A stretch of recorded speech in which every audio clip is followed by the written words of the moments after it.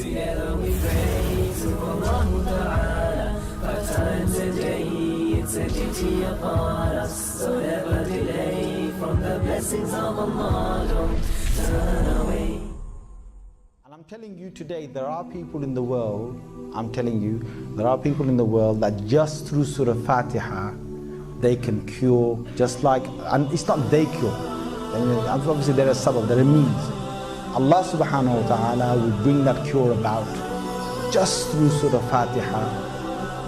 And there are people still alive in this world today, but they're very rare.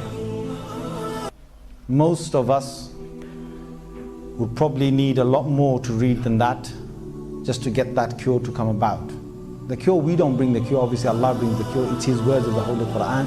But the one thing that I want us to understand is that the Quran in no way is any lesser in degree of power than what it was in its time of revelation. It's actually exactly the same power.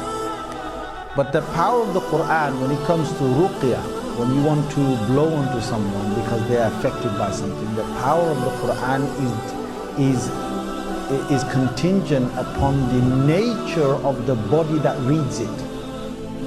See, the body that reads it, it depends on the a'mal and the good action that the body does, and the purity of the heart. The more pure the heart is, the more grounded the beliefs of the Quran Sunnah are, the greater the actions that have been performed by that body, the limbs of that body, the tongue of that body, the eyes of that body. The more that the eyes of that body have stayed away from obscenity, from evil looking, the more the ears have stayed away from haram, and the tongue has stayed away from lying and ghiba and haram, the greater the effect of that will be, of that reading will be when they read. And just to give you that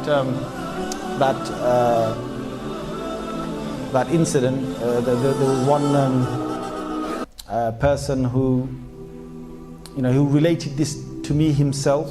I even met his father, who also confirmed this. So I'm not giving you some story, because one thing that happens with these things is that you could start a story off right now, and by tomorrow I tell you it'll be better than the news of the world. I tell you, you can start a little story here. You can just say, I went to the wudu area and I saw something move. Yeah, just tell that to someone. Yeah. The next guy will start, it's Chinese whispers, yeah? The next guy will say, you know what, he went to the wudu area and he saw something move right by his side. He saw a shadow. He's going to use, the next guy will say, he went to someone in this mosque, he went to the wudu area, they saw a shadow moving right in front of him. Wow. And the story will get better. It'll just get better. Each one that takes you to another one. So the best thing to do in a lot of these things is to actually go and see the person themselves who've been through some cases. So I will try to tell you some cases that I've seen myself or heard myself directly. So this is one of the cases. There was a individual who is a typical scenario, young teenager, Bengali house. Yeah, that's 17 years old, not listening to his dad, doing whatever he wants. Yeah, dad gets fed up, says, take you to